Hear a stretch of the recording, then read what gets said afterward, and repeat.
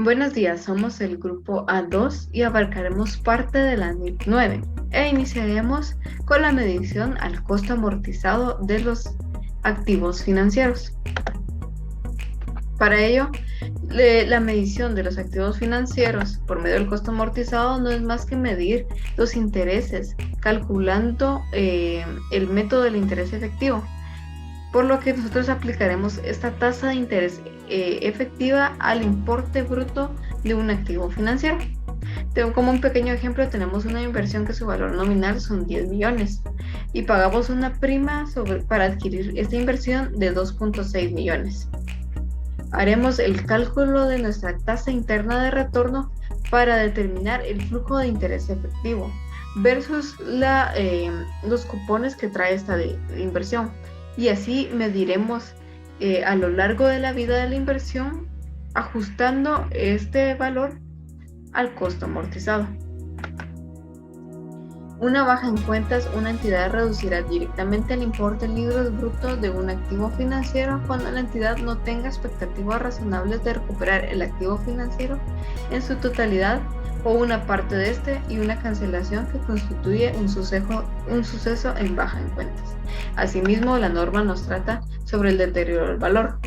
Para ello, la norma ya no es necesario que suceda un hecho desfavorable para que nosotros podamos reconocer pérdidas crediticias a lo largo de la vida de un activo financiero, ya que nos permite hacer un cálculo de una pérdida esperada de este activo. Y poniendo un ejemplo con la inversión anterior, supongamos que esta es emitida por una entidad gubernamental de nuestro país, lo cual es un riesgo insignificativo o es muy poco probable de que el gobierno nos deje de pagar una inversión que nosotros realicemos.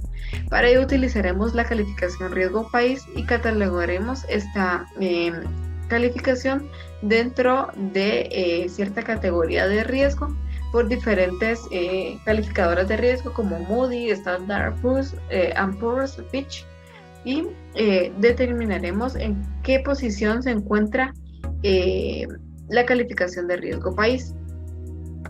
Determinando esta calificación, podemos validar cuál es la pérdida esperada según la calificación, y por ello ir a multiplicar nuestra inversión y con esto determinar el deterioro del valor de una forma razonable. Asimismo, la norma habla sobre el tratamiento para la reclasificación de los activos financieros según la clasificación de la NIF 9, y ya conocemos que es al costo amortizado o al valor razonable. Al valor razonable con cambios en el resultado integral o con cambios en el patrimonio. Asimismo, lo ideal es pasar un test del modelo de negocio por el cual determinemos por qué fue adquirida la inversión, si es con el objetivo de tener flujos de efectivo contractuales hasta el fin de la inversión, o bien con el fin de luego venderlo, o con otra estrategia o con otro objetivo como el trading. Muchas gracias. Continuando con la presentación, veremos el capítulo 6, contabilidad de cobertura. Objetivo y alcance. Es representar en los estados financieros el efecto de las actividades de gestión de riesgo de una entidad que utiliza instrumentos financieros para gestionar la exposición que surgen por riesgos concretos que podrían afectar el resultado del periodo o bien el otro resultado integral. En esta parte lo dividimos en tres.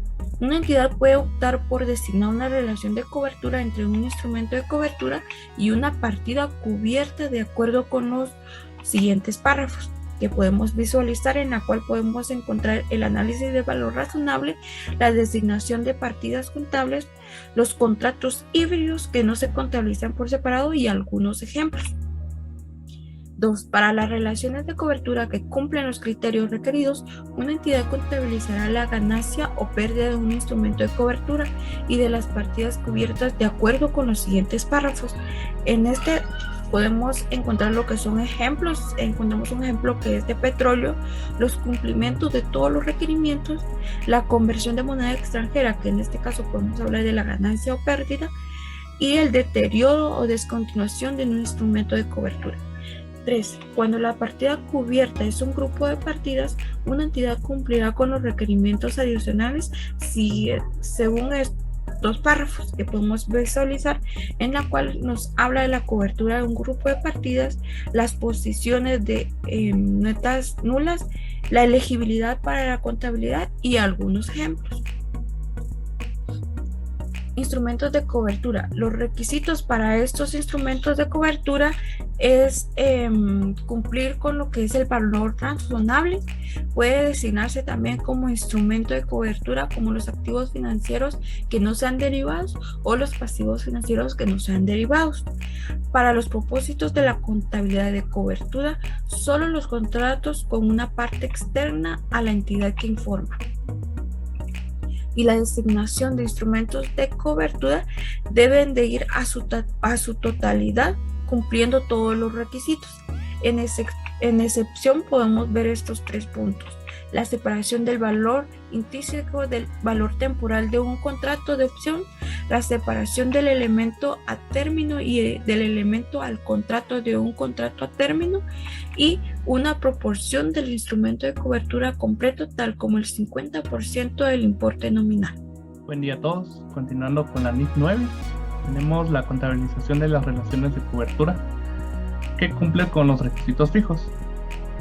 Esto está dividido en 3 secciones: la cobertura del valor razonable, la cobertura de los flujos de efectivo y la cobertura de la inversión neta en el negocio en el extranjero.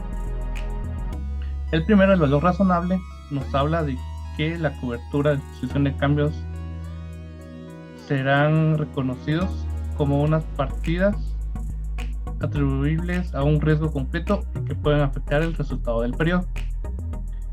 Eso quiere decir que si la entidad reclasifica sus valores razonables o los cambios en los valores razonables, en el resultado podrán hacerlo, pero si también lo reclasifican en otros resultados integrales, también podrá hacerlo, siempre y cuando separándolos de acuerdo a las partidas pertenecientes en cada uno. La cobertura de flujo de efectivo nos habla de la exposición a la variación de los mismos que se atribuye a un riesgo concreto asociado con un activo o pasivo reconocido o un componente de estos, y que esto pueda ser altamente probable y que pueda afectar los resultados del periodo. La cobertura de la inversión neta en un negocio en el extranjero nos dice que se contabilizará de manera similar a las coberturas de flujo de efectivo.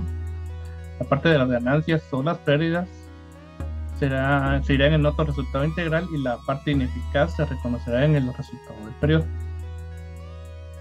Así también tenemos las coberturas de un grupo de partidas, que está dividida en 4. El primero, la elegibilidad de un grupo de partidas como una partida cubierta. La segunda, la designación de un componente de un importe nominal. La tercera, la presentación. Y la cuarta, las posiciones netas nulas. Esto será en base al tipo o grupo que estén conformadas dichas partidas reconocidas de acuerdo a los criterios que nos da la presente norma. Gracias. Vamos a la parte de las partidas cubiertas. Aquí se divide en 2 partes: la partida que cumple en los requisitos fijados, las que puede ser un activo o pasivo reconocidos, un compromiso y un compromiso del cual sea firme y no reconocido, una transacción prevista o bien una inversión neta en un negocio en el extranjero. Asimismo, también existen lo que son las designaciones de partidas, y aquí la entidad lo va a designar en su totalidad o solamente a un componente de la misma, como la partida cubierta. La totalidad de la partida comprende todos los cambios en el tipo efectivo con el valor razonable de la partida. Asimismo, la norma nos menciona que existen criterios requeridos para una contabilidad de coberturas, en la cual una relación de cobertura cumple los requisitos para una contabilidad solo si cumplen algunas condiciones. La primera es la relación de cobertura y consta solo de instrumentos de cobertura y partidas cubiertas elegibles. También nos menciona que al inicio de la relación de cobertura existe una designación y una documentación formal de relación de cobertura y objetivos y estrategia de gestión. Y esa documentación debe incluir lo que es la identificación del instrumento de cobertura, la partida cubierta, la naturaleza del riesgo Asimismo, la forma en la que la entidad va a evaluar si la cobertura cumple todos estos requerimientos. Y por último, tenemos la relación de cobertura y todos los requerimientos de eficacia de la cobertura. Y existen tres componentes en este. Si existe una relación económica entre la parte cubierta y el instrumento de cobertura, según el párrafo B6.4 al 6. Y el efecto de riesgo crediticio no predomina sobre los cambios de valor que procede de esta relación económica. Asimismo, la cobertura de relación es la misma que viene procedente de la cantidad de la partida cubierta que la entidad realmente cubre y la cantidad del instrumento de cobertura que la entidad realmente utiliza. Y esto lo hace para cubrir dicha cantidad de partidas cubiertas. Sin embargo, pues dicha designación no refleja un desequilibrio entre la ponderación y el instrumento de cobertura que crearía una ineficiencia de la cobertura. Gracias. Continuando con el tema, veamos ahora el capítulo 6.7, las opciones de designar una exposición crediticia según su medida al valor razonable con cambios en el resultado.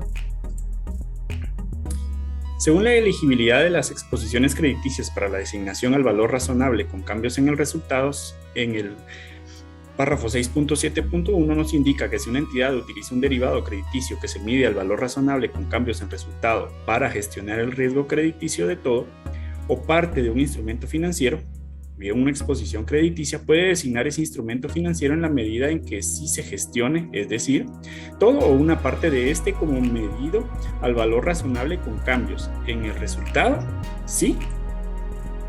A. El nombre de la exposición crediticia, por ejemplo, el prestatario o el tenedor de un compromiso de préstamo concuerda con el de la entidad de referencia del derivado crediticio o la concordancia de nombre. Y B.